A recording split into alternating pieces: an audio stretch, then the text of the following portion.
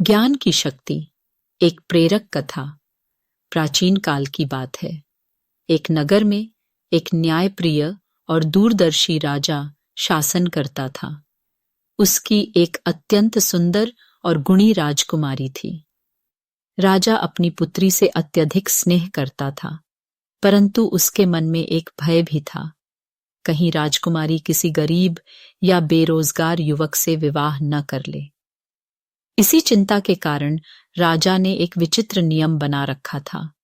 वह प्रतिदिन राजकुमारी का वजन फूलों से तौलवाता था। उसका मानना था कि जिस दिन राजकुमारी का वजन फूलों के वजन से आधा रह जाएगा, उस दिन यह सिद्ध हो जाएगा कि वह किसी युवक से छिपकर मिलने लगी है।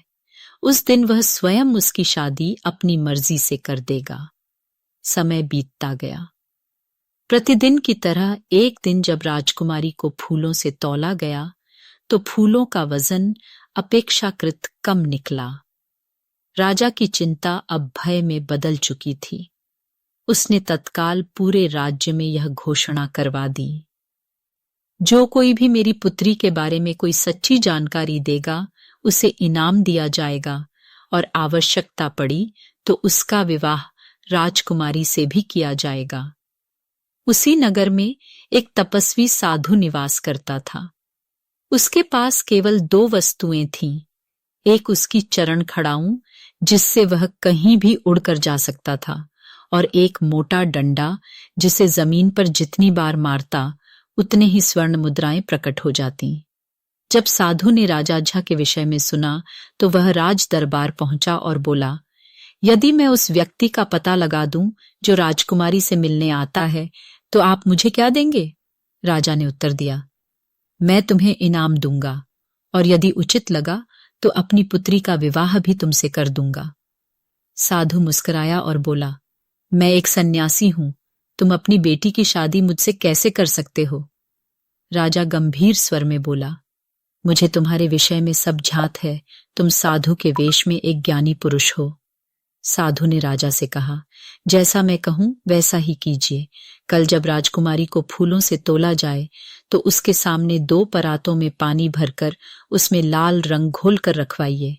राजा ने वैसा ही किया। अगली सुबह जब राजकुमारी को तौला गया और परातों में राजकुमारी के सामने लाल रंग घुले जल में देखा गया कि ये था, तो उसमें एक चेहरा उभर आया।